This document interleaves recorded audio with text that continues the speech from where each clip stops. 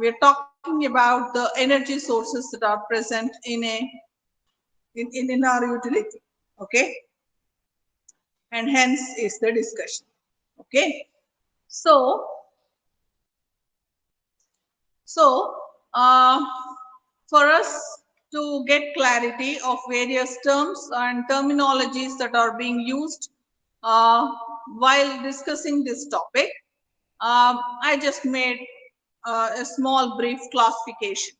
Okay, and these are the terms which we are using in our day-to-day life, particularly when you just listen to some news or the happenings around the world. We mostly now discuss much about the work that is being going on with respect to solar energy, solar panels and all, which are of course today even the automobile industry is dictated by e-vehicles. Okay, that's the upcoming thing, and all this is for conservation of energy, and which is directed towards using more and more uh, abundant energy, particularly which is called the renewable energy, and hence is the discussion. Okay, so 10 minutes done. So today a brief introduction, and I shall stop the session after giving you few important classifications about this topic and the chapter. Okay, so what is a fuel? What is a fuel? It's a very commonly used word, but what's the technical definition of this particular word? So what are fuels? Fuels are substances that are used to get heat energy. Okay, so they are technically defined as substances which on oxidation give lot of heat energy, which can be used for practical applications. So they are source of energy, and that source of energy is due to the oxidation of the compounds present in those substances. And it's a very strong oxidation process. An exothermic reaction takes place, and generally hydrocarbons are involved in this process. Okay, so we can define fuels as substances containing hydrocarbons which on oxidation uh, give lot of heat energy exothermically. Okay, that's the definition. Right, please do write the definition of fuel. Fuels, these are substances, these are substances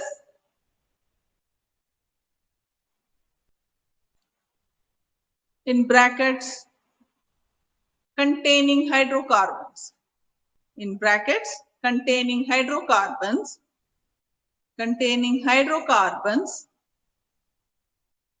which on oxidation give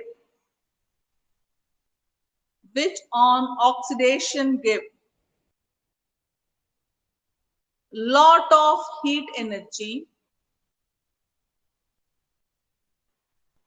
which on oxidation give lot of heat energy, full stop. An exothermic process, an exothermic process. Okay, that's the definition of fuel. Now, how this oxidation goes about? It's due to reaction of that particular fuel with the oxygen present in the air. Okay, generally air is the oxidant which we will be considering. Okay, no specialized reactions we will consider otherwise. Okay, we'll go into the details as and we are moving into the chapter. And now we are talking about classification of these energy sources, because this is not given in the textbook, because it's already accepted that you might be knowing about it. Okay, but then I made a note once again just to refresh your intellect. Okay, so how the energy sources are classified? Nowadays, these are the words commonly used: renewable, non-renewable energy sources, or they are conventional and non-conventional energy sources. These are the words which are generally being used today very commonly. Probably you might have learned this already in your EVS class. Okay, but then I'll tell you how the classification is done. The classification is depending upon the abundance of the fuel. Classification is depending upon the abundance of the fuel. Okay.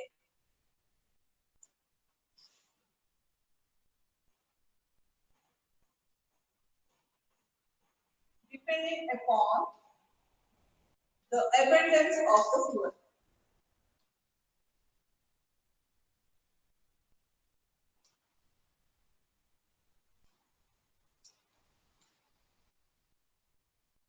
Okay, that's the primary sentence which you need to know.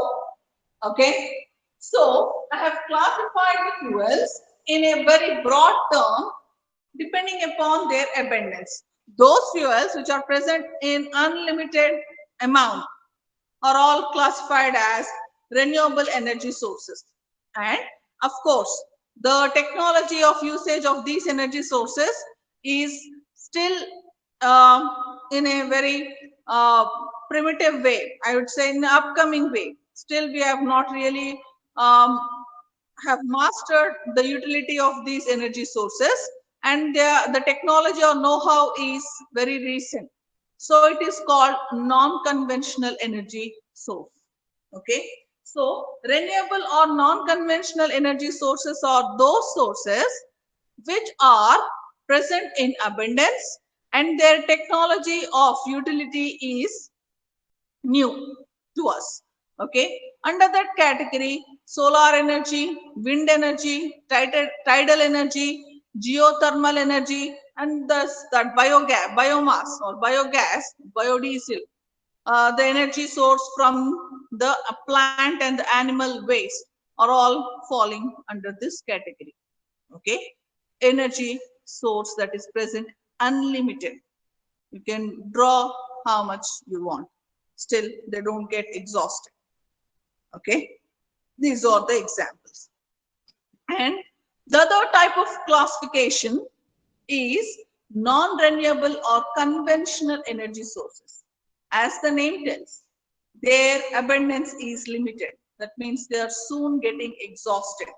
One of the statistical reports guess by 2050, they expect that these fossil fuels are nearly, they would be almost exhausted, or much before that, considering the rate of consumption of the day. Probably if we opt for other types of energy sources, probably then they might be present for more time. But as such, what they guess is that by 2050, they are nearly exhausted. So, because their abundance is limited, but their utility is from a long time, okay, so they fall under the category non-renewable and conventional energy source.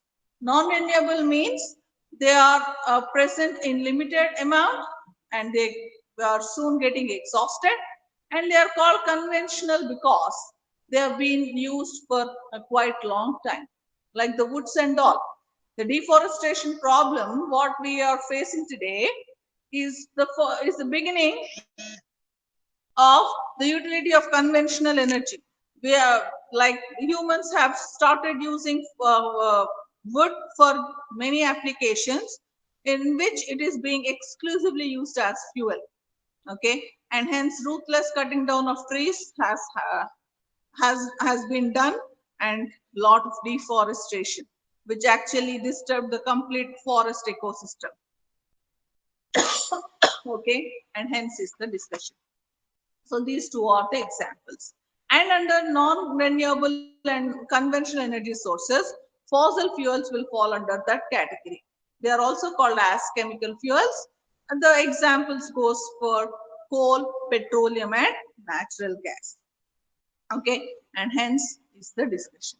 Okay, and there is one more category.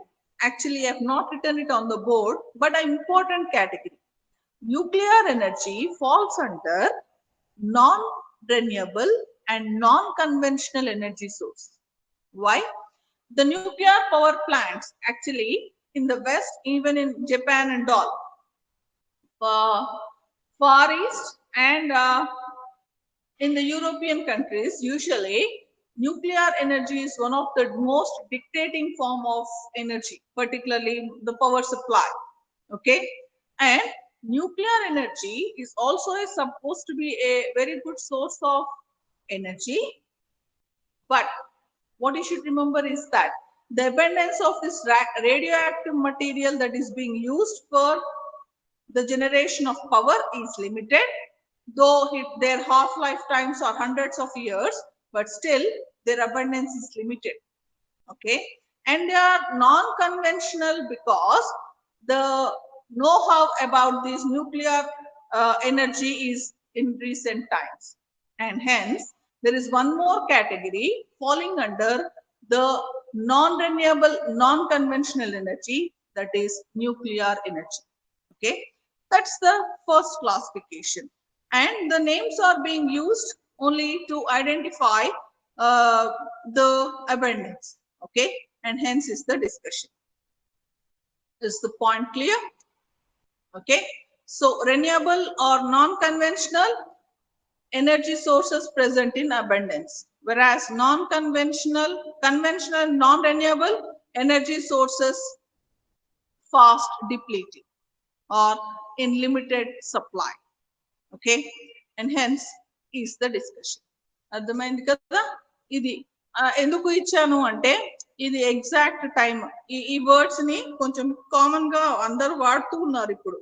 In fact electronics CSC students including the mechanical అది multi disciplinary aspect అయిపోయింది. Particularly those who want to move to West for jobs or career opportunities or studies, actually they are choosing this as one of the major postgraduate program subjects. Enduku ante huge research is on, huge opportunities are also there, and hence um, this is what I wanted to just make you realize the importance of the topic. Okay, lot of money is poured in the West, particularly designing the equipments for actually tapping the renewable energy. Okay, that's the discussion. So it's a very important thing for you all. Actually, అంత పట్టించుకోరు as a student, కానీ actually market లో అది చాలా చాలా important. Okay, so it's the discussion. But this is completely now what all I am writing, I've written on the board is exactly the pinpoint aspect of your syllabus. Just now I've told you what all you have in your syllabus is about the non-renewable conventional energy sources, that is fossil fuels. So the outdated syllabus there, where you'll be discussing much about the chemical fuels, that is fossil fuels, which we have been using for quite some time, and their uh, abundance is limited. Okay, so the classification, please, are you writing down the classification? Okay, depending upon the occurrence. Okay, that means whether they are available naturally or they are derived from the natural world. They are classified into two types.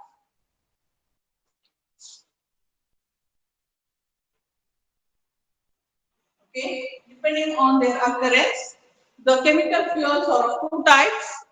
Okay, natural or primary fuels, secondary or derived fuels. Now, what the name tells. Okay, what you are able to get from the natural source or the natural fuels. Okay, just like the wood, coal, petroleum. Okay, or the natural gas. Fine, are all what we are just getting from the nature, just like that. We are just extracting them, and hence is the classification. Okay, so that's the first one. Now, if the same chemical fuels they are derived, that means they are obtained from this natural fuels during various operations, the fuels are called as secondary fuels or derived fuels. So, what are secondary fuel derived fuels? Our best examples is our automobile, which we are using petrol or diesel or kerosene. You know where kerosene is used? Jet engines use kerosene as fuel. Okay, so these uh, fuels which we are using in our automobile industry or aerospace industry are all derived fuels. Why? They are actually obtained during the refining operations of this crude oil or petroleum. That means they are as such not available in nature, but they are derived from the natural products. So they are called secondary fuels or derived fuels. Okay, that's the first type of classification which we generally say. Okay, and with respect to the occurrence, whether they are primary fuels or secondary fuels, they are further classified into three types, depending upon their physical state, into solid, liquid, and gaseous fuels. Okay, so the second classification is depending upon their physical state. First classification is solid, liquid, and gaseous. Others also solid, liquid, and gaseous. That means the physical state is three types and the classification. Solid natural fuels are coal and wood. You know that. If they have been used from time unlimited. Is it not? Okay. They have been used from time in unlimited. Wood is the very famous example of a natural fuel that's been used from the almost the civilization beginning. Okay, and the liquid fuels are crude oil or petroleum. What we make rigs onto the oceanic or seabeds and derive this fuel. And the gaseous fuels is the natural gas that is present in the oil wells associated are associated with the natural gas. First, actually, if you make a rig on sea or oceanic bed, it is the natural gas that first comes out, followed by the crude oil or petroleum, and hence it's the classification. The next type of classification is the secondary fuels are also further uh, categorized into solid, liquid, and gaseous fuels. Okay, and the famous examples of solid fuels are coke and charcoal. Okay, now how these are obtained? I burn coal in limited supply of oxygen, or during various metallurgical operations, when the burning of coal is incomplete, you'll get coke or coal. That means the products of coal on partial oxidation or at high temperatures below their ignition temperature are these products. Okay, coke and charcoal. Okay, whereas in the liquid fuels, you have just now I've told with you, petrol, diesel, and kerosene are actually not present in the nature just like that, but they are obtained from crude oil or petroleum on fractional distillation, a derived fuel. Okay, and hence is the example. Now, the next example you have on hand is gaseous fuels. These gaseous fuels, best examples are the biogas and the water gas and various other gases. Okay, generally used for commercial applications. Okay, and hence is the classification. Please do take the classification quickly. Okay, and while you are writing the classification, I have a word to say with Rehman. Are you there in the class? Yes, ma'am. Good afternoon, Okay. ma'am. Rehman, I'm not prepared today for recording because I didn't get my laptop. And I want to conclude the class in another 5 to 10 minutes, not more than that. So I have a small request. See, tomorrow can you do the presentation? Yes, ma'am. That's okay. Yeah. Okay. Then I have one more point to ask you. If I share some videos to you, can you present it? Tomorrow, And, ma'am. tomorrow. But I think the audio will not be coming, ma'am. Yes. So let me present the video and then I'll record. Okay. We'll check it out tomorrow. Okay.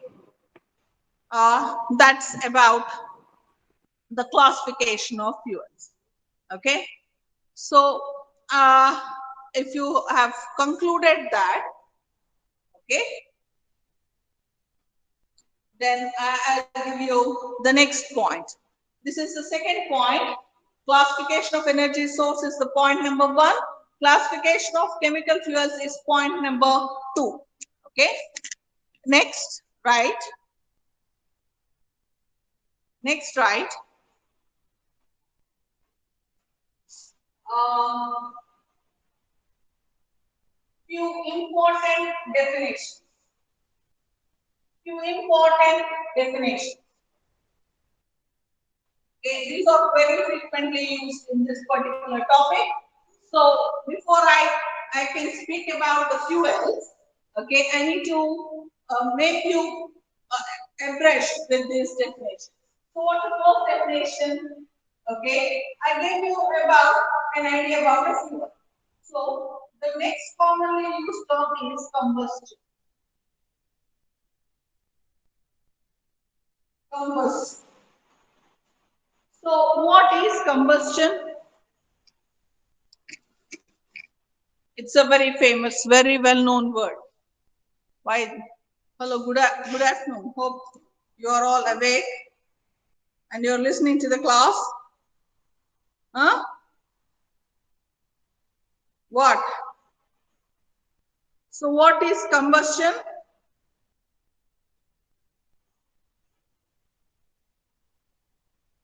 Burning in presence of oxygen, ma'am.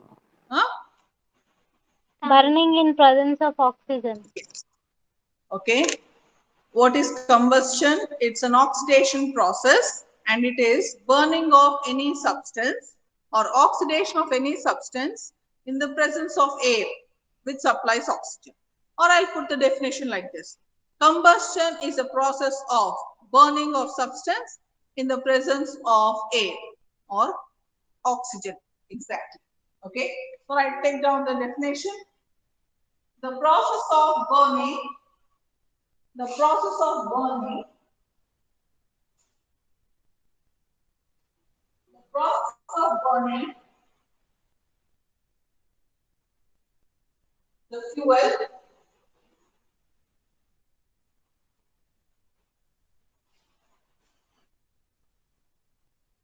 in the presence of air or oxygen. In the presence of air or oxygen.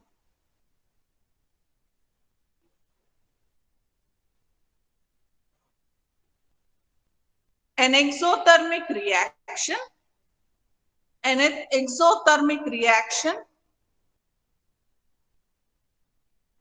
involving an exothermic reaction involving liberation of heat and byproducts. An exothermic reaction involving an exothermic reaction involving release of heat and products, oxidized products, in fact. Okay, that's the definition of combustion. Okay, what's the next definition we need to know is calorific value. Calorific value is the next definition we need to know. Does anyone remember what it means by calorific value? Nowadays, everyone is very health conscious.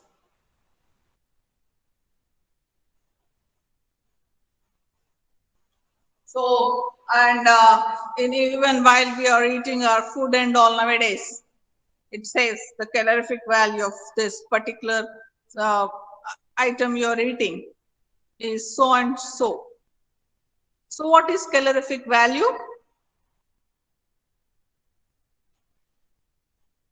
Right. Because I don't have time now, I'll give you the definition. Write the answer. It is the total amount of heat energy.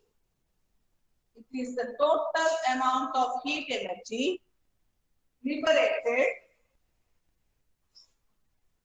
Total amount of heat energy liberated by burning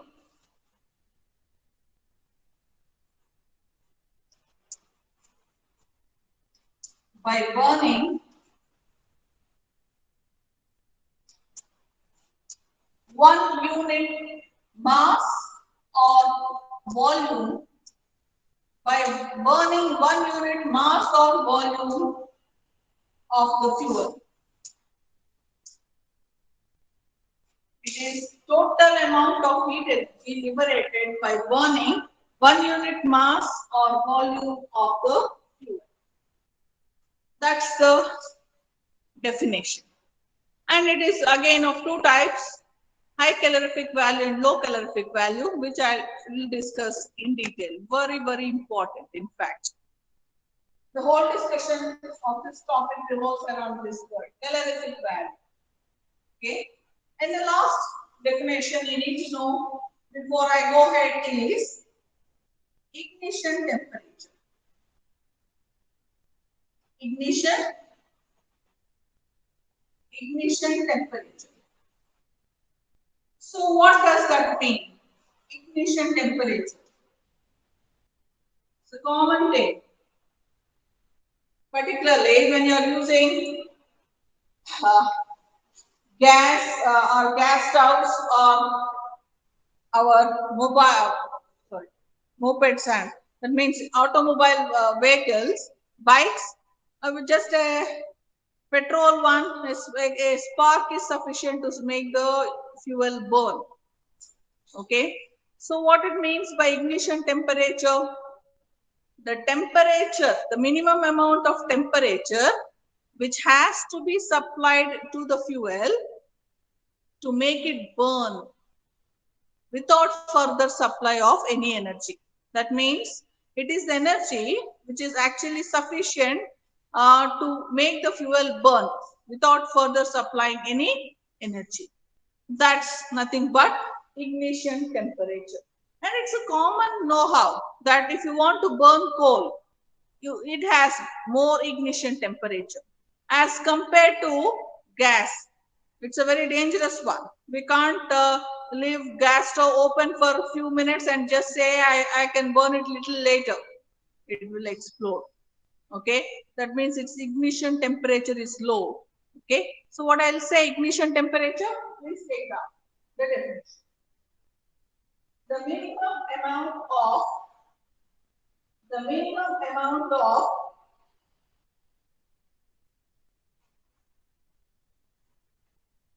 heat energy, the minimum amount of heat energy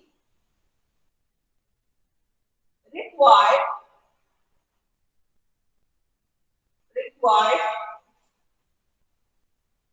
to burn the fuel. The minimum amount of heat energy required to burn the fuel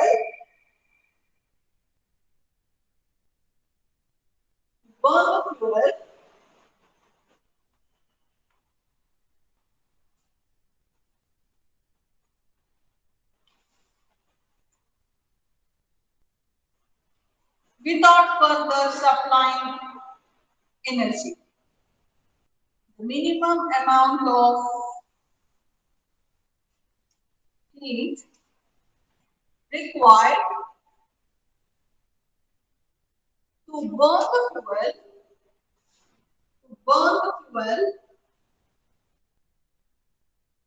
without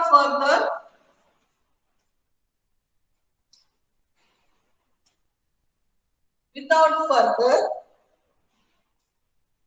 supplying the energy.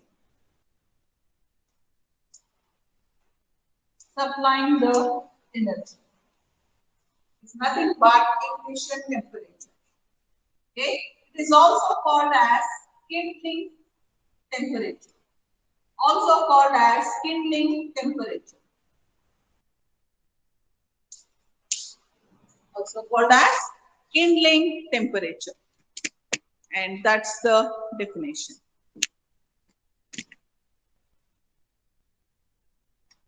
Fine. I have to go home. I want to stop here. But then I think your friend already explained. What are the characteristics of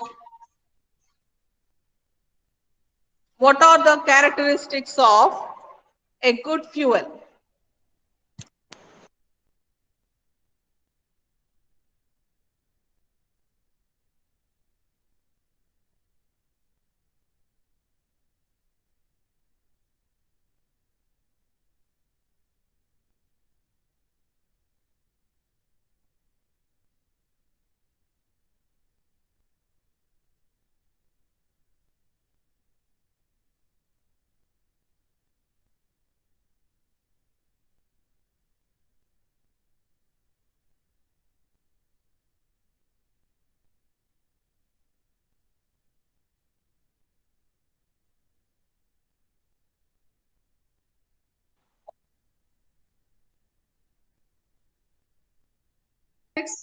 The characteristics of a good fuel. The characteristics of a good fuel. So, what a good fuel should have? It should give lot of heat energy with very less byproducts. So, what's the first dot point? High calorific value. High calorific value.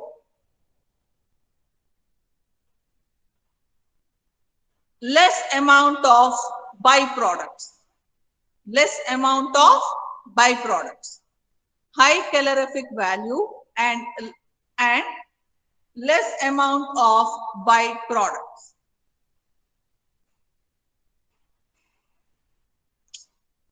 Okay. Apart from that, it should have moderate ignition temperature. Now, what does that mean? That means it should not take really lot of time to start burning, or it should not catch fire quickly. So, moderate ignition temperature. Okay, moderate ignition temperature. Next, it should have low cost. It should have low cost, easy to store and transport. Easy to store and transport.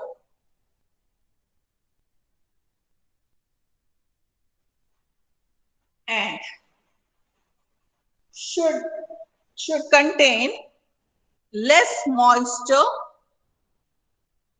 and non-combustible substances like ash.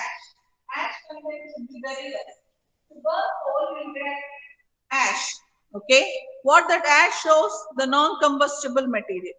So the moisture content should be low and the ash content also should be less.